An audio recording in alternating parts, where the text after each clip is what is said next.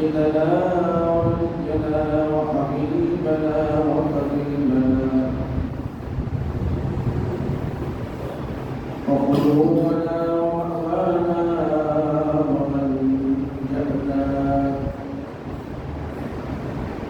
وسندنا ومولانا محمدا عبده ورسوله صلى الله تعالى عليك وسلم. أما بعد، قال الله تبارك وتعالى في شأن محكم الكتاب والفرقان: أعوذ بالله من الشيطان الرجيم. بسم الله الرحمن الرحيم.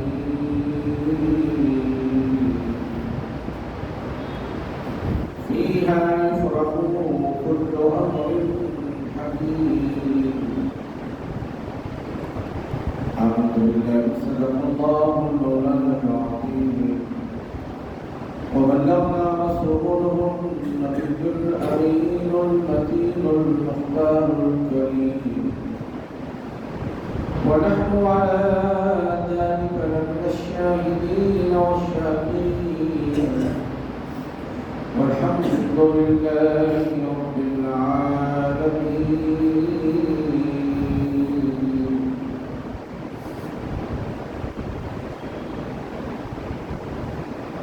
معزز سامعین کرام،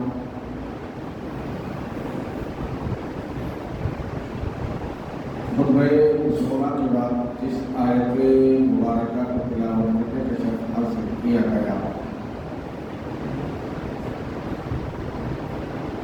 اس کے متعلق کچھ بیان کرنے سے قبل حدیث روایت سرور مقام مالک دو جہاں حاجی عالم امام الانبیاء سید المرسلین راحت العاشقین رحمت للعالمین محمد رسول اللہ صلی اللہ تعالی علیہ وسلم کی بارگاہ اقدس میں ایک مرتبہ برآمد بلند درود پاک کا نذرانہ پیش کیجیے. بڑی اللہم صلی علی سیدنا شفیعنا مولانا محمد وعلی آلہ وصحبہ افضل صلواتک وعدد معلوماتک وبارک وسلم. صلاۃ و سلام علیک یا سیدی یا رسول اللہ صلی اللہ تعالی علیہ وسلم. حضرات گرامی، اللہ رب العزت کا ہم پر بڑا احسان، اس کا کرم ہے کہ اس پاک پروردگار عالم نے ہم سب کو رسول رحمت صلی اللہ علیہ وسلم کی امت بابرکت میں پیدا فرمایا اور بے شمار نعمتوں سے سرفراز فرمایا. اور یہ بھی اس کا کرم ہے کہ اس پرفتن دور میں اللہ رب العزت نے ہمارے ایمان کی حفاظت فرمائی اور ہم کو نیک لوگوں کے دامن کرم سے وابستہ فرمایا. حضرات گرامی،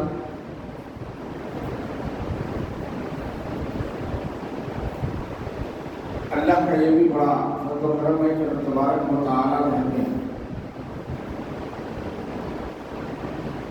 شعبان المعظم جیسا عظیم الشان مہینہ ہم کو عطا فرمایا.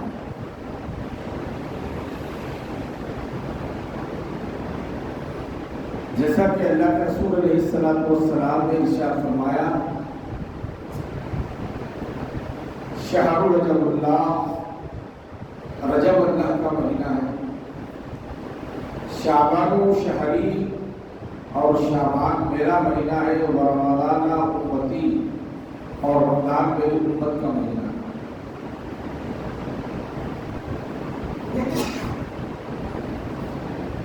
شعبان المعظم کی بڑی نسبتیں، برکتیں، سعادتیں اس مبارک مہینے کو اور تبارک و جس طرح آسمانی 4 بڑے کتابوں میں قرآن کو فضیلت حاصل ہے، اسی طرح ماہ شعبان المعظم کو رب تبارک و تعالی نے فضیلت عطا فرمائی ہے۔ یہ کوئی معمولی مہینہ نہیں ہے شعبان کا۔ اللہ کے رسول علیہ السلام نے یہ بھی ارشاد فرمایا،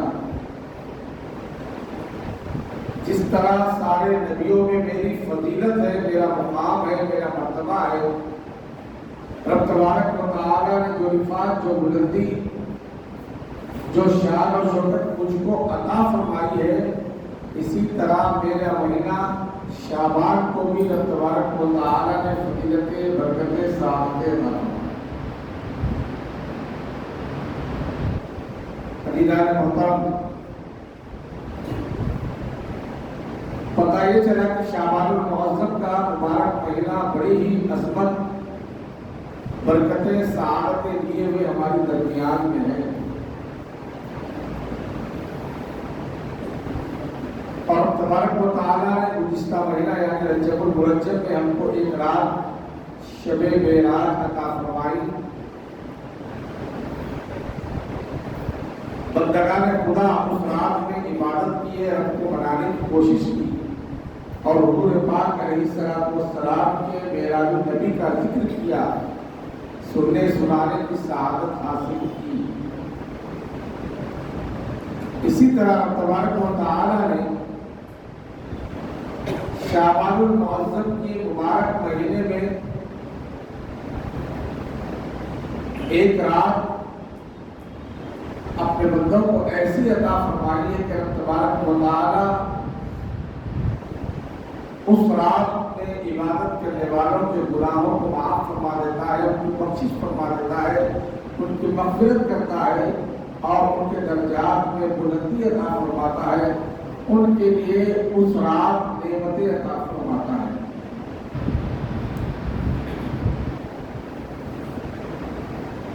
آخر وہ رات کون سی ہے؟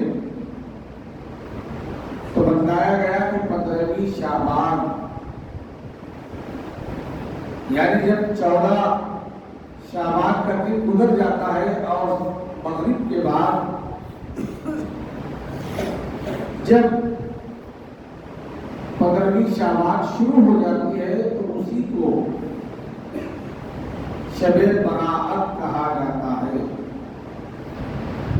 رجب میں شب معراج تبارک و تعالی نے ہم کو عطا فرمایا، تو شعبان المعظم کی 15ویں شب کو شب براءت کو عطا فرمایا، یعنی چھٹکارے کی رات، کامیابی کی رات، گناہوں سے توبہ کی رات، رب تبارک و تعالی نعمتیں، برکتیں، سعادتیں عطا فرمانے کی رات کو عطا فرمایا۔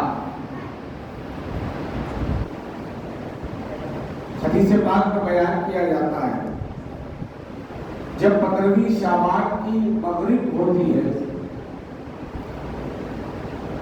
رب تبارک و تعالی پہلے آسمان پر جلوگر ہوتا ہے اور ندا لگاتا ہے کہ اے میرے بندو مجھ سے مانگو، میں تم کو آج عطا کرنے والا ہوں۔ اگر تم مغفرت چاہتے ہو تو میں تمہیں مغفرت عطا کرتا ہوں، اگر تم توبہ چاہتے ہو تو میں توبہ عطا کرتا ہوں، اگر تم گناہوں سے معافی مانگتے ہیں تو میں تمہارے گناہوں کو معاف کرتا ہوں۔ تم جو نعمت مجھ سے مانگنا چاہتے ہو تو مانگو، میں آج کی رات تم کو عطا کرنے کا اعلان کرتا ہوں۔ یہ ندا کس کی طرف سے ہے؟ رب تبارک و تعالی کی طرف سے۔ حضرات گرامی، ہم روز رب تبارک و تعالی سے مانگتے ہیں، ہر نماز میں دعا کرتے ہیں کہ اے اللہ ہم کو فلاں فلاں نعمتیں عطا فرما، لیکن ہم کو یقین نہیں ہوتا کہ ہم نے دعا مانگی اور ہماری دعا قبول ہوئی یا نہیں، لیکن جو دینے والا پروردگار ہے، جو عطا کرنے والا پروردگار ہے، جو مالک الملک ہے، سارے بادشاہوں کا بادشاہ ہے، جس کے قبضے قدرت میں ساری کائنات میں اس کے بغیر کسی کو کوئی نعمت نہیں ملتی، وہ پروردگار دینے والا خود ہی پہلے آسمان پر جلوگر ہوتا ہے اور یہ نگاہ لگاتا ہے، یہ پکارتا ہے کہ میرے بندو مجھ سے مانگو، میں آج عطا کرنے والا ہوں۔ عزیزان مطلب اور کیجئے، سال بھر مانگتے ہیں لیکن جو دینے والا ہے وہی خود اعلان فرما رہا ہے کہ میں آج دینے والا ہوں، آج عطا کرنے والا ہوں، آج گناہوں کو معاف کرنے والا ہوں، آج تمہاری تقدیر بنانے والا ہوں، آج تم کو نعمتیں عطا کرنے والا ہوں۔ عزیزان محترم، جب وہ پروردگار جب ہم پر اتنا رحم کرتا ہے تو بندوں کا کام ہے کہ کوشش کرے کہ رب تبارک و تعالیٰ کی نعمتوں کو حاصل کرے، پروردگار عالم کی عظمتیں برکتیں اس سے مغفرت طلب کرے۔ عزیزان محترم، اس شب برات کی جو رات ہے یہ بہت ہی انتہائی اہم رات ہے۔ اس رات میں ہوتا کیا ہے؟ قرآن مجید کی جیسے کہ آیت مبارکہ تلاوت کی گئی کہ فیہا یفرق کل امر حکیم، اس رات میں رب تبارک و تعالیٰ یعنی شب برات میں ہر حکمت والا کام تقسیم فرما دیتا ہے۔ اس کو کتنی نعمتیں دینا ہے اس کا فیصلہ شب برات کی رات میں ہوتا ہے۔ کس کو کتنی نعمتیں دیا جائے، کس کو اولاد دی جائے اور کتنے کو اولاد ہونے والی ہے، کتنے انسان مرنے والے ہیں، کتنے بچے مرنے والے ہیں، ہر ایک کا فیصلہ رب تبارک و تعالیٰ شب برات میں فرماتا ہے۔ عزیزان محترم، یہ تقدیر کی رات ہے، نعمتیں تقسیم ہونے کی رات ہے۔ رب تبارک و تعالیٰ کی نعمتیں رب تبارک و تعالیٰ لوٹاتا ہے۔ بندگان خدا کو چاہیے کہ اس کی نعمتیں برکتیں سعادتوں کو حاصل کرے۔ عزیزان محترم، اس کو کتنا اناج دیا جائے، اس کو کون سی نعمت سے سرفراز کیا جائے، یہ فیصلہ شب برات میں ہوتا ہے۔ عزیزان محترم، فضیلت والی رات ہے، برکت والی رات ہے۔ آج دیکھا جاتا ہے کہ اس رات میں مختلف قسم کے لہو لہان ہوا کرتے ہیں۔ لہو لہان پہ ہم مبتلا ہوتے ہیں، عشاء کی نماز پڑھتے ہیں اور بازاروں کی زینت رکھتے ہیں، اور ایک عام بات کہی جاتی ہے کہ جگنے کی رات ہے۔ عزیزان محترم، یہ جگنے کی رات نہیں ہے۔ کس نے بتایا کہ جگنے کی رات ہے؟ یہ فضیلت کی رات ہے۔ رب تبارک و تعالیٰ نے اس رات کو فضیلت عطا فرمایا۔ ہم روزانہ جگتے ہیں، لوگوں نے غلط فہمی فرما دی کہ دیکھو یہ جگنے کی رات ہے۔ عزیزان محترم، یہ غلط فہمی ہماری کہ یہ جگنے کی رات ہے، بلکہ یہ فضیلت کی رات ہے، عبادت کی رات ہے۔ اس میں کوئی ضروری نہیں ہے کہ آپ رات بھر جاگے، لہو لہان میں مبتلا ہو جائے۔ آپ عشاء کی نماز پڑھ کر اگر تھوڑی دیر بھی اگر خشوع اور خضوع کے ساتھ تلاوت قرآن کرے، نوافل ادا کرے، ذکر و اذکار کرے، رب تبارک و تعالیٰ کی بارگاہ میں حاضر ہو کر گر گرائے، دعائیں مانگے، تو وہ تمہارے لیے کافی ہے۔ عزیزان محترم، جتنا میسر ہو سکے خشوع اور خضوع کے ساتھ، پورے وابستگی کے ساتھ اس رات میں عبادت کرنے کا حکم دیا گیا ہے۔ یہ فضیلت کی رات ہے، جاگنے کی رات نہیں ہے۔ عزیزان محترم، ہم تو روزانہ جاگا کرتے ہیں، ہم روزانہ لہو لہان میں مبتلا ہوتے ہیں، لیکن اللہ کے رسول علیہ السلام نے فرمایا یہ رات تمہاری تقدیر کی رات ہے، تمہارے فیصلے کی رات ہے۔ اگر آپ تھوڑی دیر بھی خشوع اور خضوع کے ساتھ، جتنا آپ کو میسر ہو سکے، پورے وابستگی کے ساتھ اگر عبادت کرتے ہیں اور اس کے بعد سو جاتے ہیں، پھر فجر کی نماز پڑھتے ہیں، تو پوری رات آپ کو عبادت کرنے کا ثواب ملتا ہے۔ اللہ کے رسول علیہ السلام نے ارشاد فرمایا کہ اگر روزانہ عشاء کی نماز کے بعد اگر کوئی شخص نماز کے بعد سو جاتا ہے اور اس کے بعد فجر کی نماز کے لیے اٹھتا ہے، نماز ادا کرتا ہے، تو رب تبارک و تعالیٰ ساری رات اس کو عبادت کا ثواب عطا فرماتا ہے۔ عزیزان محترم اس غلط فہمی کو دور کرے کہ یہ جاگنے کی رات ہے. عزیزان محترم جاگنے کی نہیں بلکہ فضیلت کی رات ہے. رب تبارک و تعالیٰ عبادت کرنے والوں کے لیے نعمتیں عطا فرماتا ہے, برکتیں عطا فرماتا ہے, ان کی مغفرت فرماتا ہے. رب تبارک و تعالیٰ ان کے لیے بے شمار انوار و تجلیات کا نزول فرماتا ہے اور فرشتوں سے فرماتا ہے کہ تم گواہ رہو میرے بندے اس رات میں عبادت کیے ہیں, میں ان کی مغفرت کرتا ہوں, ان کے گناہوں کو معاف فرما دیتا ہوں. عزیزان محترم شب برات میں جو اعمال ہم کو بتائے گئے, ہر سال بتایا جاتا ہے کہ کون سے اعمال کیا جائے, اس رات میں ہم کو کرنا کیا ہے. عزیزان محترم بتلایا جاتا ہے کہ اس رات میں 3 مرتبہ سورہ یاسین کی تلاوت کی جائے. اس شب برات کے اعمال میں سے ہے. عزیزان محترم 3 مرتبہ سورہ یاسین کی تلاوت کی جائے, یا تو مغرب کے بعد کی جائے یا عشاء کی نماز پڑھ کر رات کے کسی حصے میں بھی 3 مرتبہ سورہ یاسین کی تلاوت کرے. اور اس کے بعد یہ حکم دیا گیا کہ سب سے پہلے 2 رکعت نفل نماز پڑھے, پھر سورہ یاسین کی تلاوت کرے, اس کے بعد دعا کرے.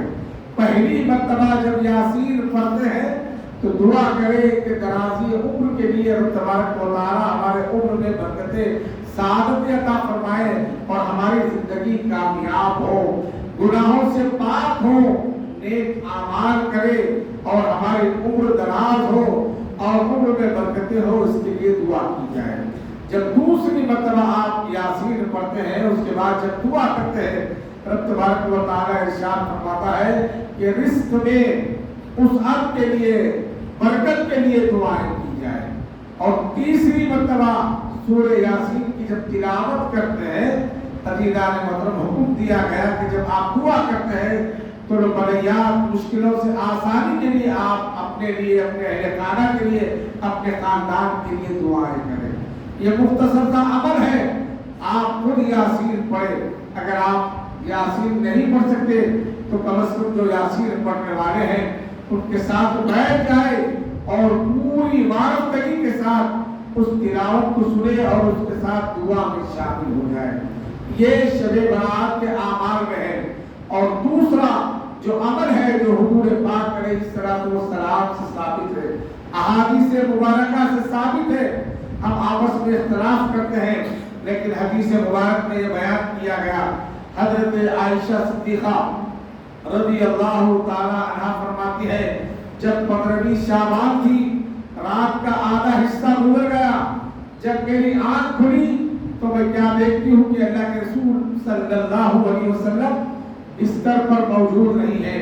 آپ یہ خیال فرماتی کہ شاید دوسرے ازواج مطہرات کے پاس حضور پاک علیہ السلام تشریف لے گئے ہوں گے. ہر ایک کو دستک دیتی ہے, کہیں بھی حضور پاک علیہ السلام نظر نہیں آتے. مسجد نبوی میں تلاش کرتی ہے, حضور پاک علیہ السلام نظر نہیں آتے. اس کے بعد آپ کی نظر پڑتی ہے جنت البقیع کی طرف. کیا دیکھتے ہیں کہ اللہ کے رسول علیہ السلام جنت البقیع میں دعا فرما رہے ہیں.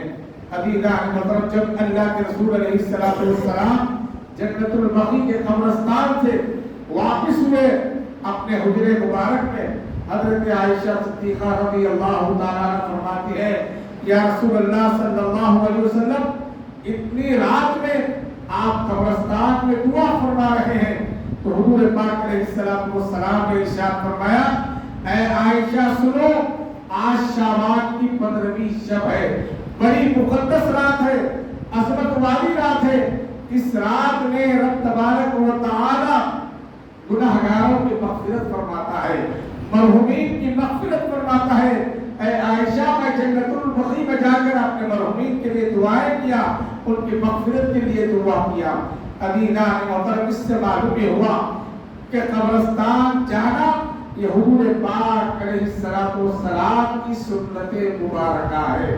عزیزان محترم 15ویں شعبان کو یعنی شب برات کے دن رات کے حصے میں حضور پاک علیہ السلام نے اپنے مرحومین کے لیے دعائیں مغفرت فرمائی. عزیزان محترم یہ عمل بھی ہم کو کرنا ہے. اس کے بعد حضور پاک علیہ السلام نے तीसरा अमल ये बताया, जब तुम रात में इबादत करते हो, सूरह यासीन की तिलावत करते हो, कब्रिस्तान जाते हो, तो उसके बाद का तुम्हारा अमल ये है, इबादत करने के बाद रात में तुम इबादत करो और 15वीं शाबान का तुम रोजा रखो। ये बड़ी अजमत वाला रोजा है, बरकत वाला रोजा है। रब तबारक व तआला इससे पूरे गुनाहों को माफ फरमा देता है, घरों में बरकतों का नुज़ूल फरमाता है, तुम्हारी सेहत अच्छी रहती है, तुम बीमारियों से दूर हो जाते हो, रब तबारक व तआला तुम्हें महफूज फरमाता है। अज़ीज़ान मोहतरम, मालूम भी हुआ कि शबे बरात का जो अमल है, उस रात में सूरह यासीन की तिलावत है 3 मरतबा, कब्रिस्तान जाना है सुन्नत मुबारका, और उसके बाद 15वीं शाबान यानी दूसरे दिन रात में इबादत करने के बाद दूसरे दिन रोजा रखना, ये हुजूर पाक सल्लल्लाहु अलैहि वसल्लम की सुन्नत मुबारका है। एक रोजा है, अक्सर लोगों को देखा जाता है कि 2 रोजे रखते हैं, लेकिन अज़ीज़ान मोहतरम, जो फजीलतें बरकतें हैं और जो अहादीस मुबारका में जो जिक्र किया गया है, वो 15वीं शाबान का रोजा है। अगर हो सके तो आप रोजा रखिए, रोजा कोई फर्ज नहीं है, लेकिन उसकी फजीलतें बरकतें अल्लाह के रसूल अलैहिस्सलातु वस्सलाम ने अपनी उम्मत को अता फरमाई है। रोजा भी रखे और इबादतें भी करे, बाजारों में घूमने की बजाय, उधर इधर फिरने की बजाय मस्जिद में बैठे उलमाए किराम के नूरानी बयानात सुने और उसके बाद इबादत करे जितना मयस्सर हो सके। रब तबारक व तआला ने ये कैद नहीं फरमाया कि तुम इतनी ही इबादत करना है, बल्कि तुमको जितना मयस्सर हो सके खुशी और खुदू के साथ आप इबादत कीजिए। अगर इबादत नहीं कर सकते तो ईशा के बाद अपने घर में जाकर आराम करो, फिर फजर की नमाज पढ़ो, ये तुम्हारे लिए बेहतर अमल है। लेकिन रात में घूमना फिरना, चाहे नौशी करना और लोगों को तकलीफ देना, आवाजें पुकारे करना, इसका इस्लाम से कोई ताल्लुक नहीं। इसको शबे बरात नहीं कहा जाता। शबे बरात का मतलब ये है कि छुटकारे की रात, नजात की रात, कामयाबी की रात, रब तबारक व तआला से मांगने की रात।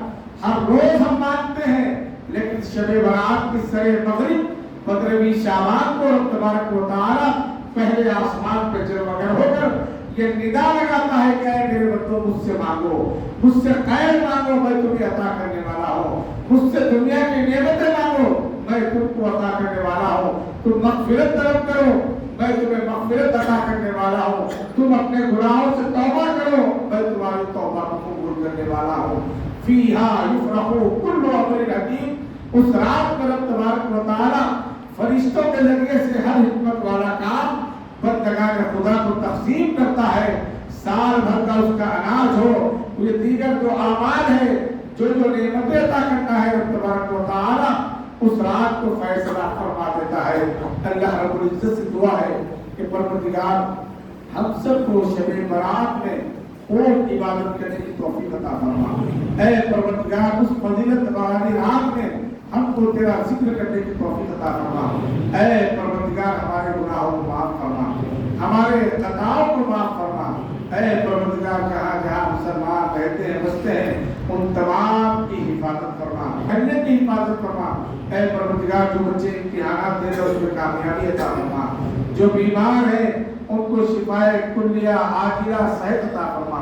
ऐ परवरदिगार, फायदा सरबरी फसिया नूरी को सेहत कामिला आजिला दाइमा अता फरमा।